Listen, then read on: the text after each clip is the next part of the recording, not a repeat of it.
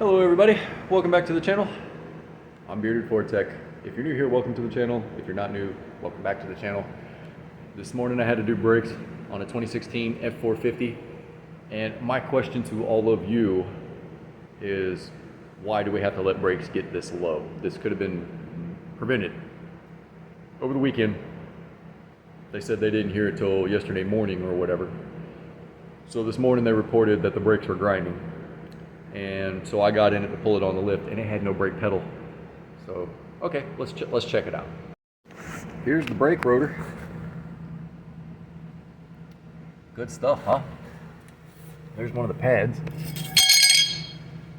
That's one of the pads. The other ones are probably underneath this truck somewhere. Yeah, right there on the floor. But, I mean, that is just ridiculous. Look at that. My phone will focus. And then the caliper blew out a seal.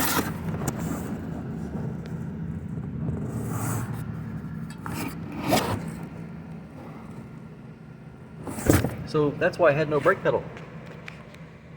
So I guess what I'm trying to ask is, how often do you guys check your brakes? Do you wait till you hear a noise?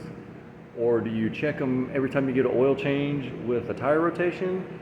Do you just stick your flashlight inside the wheel and look that way? I mean, that's better than nothing, right? I mean, there's no reason that should have been that low.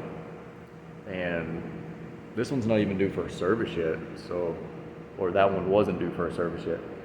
But I mean, what does it take to almost crash a vehicle with no brake pedal for you to realize that you need brakes?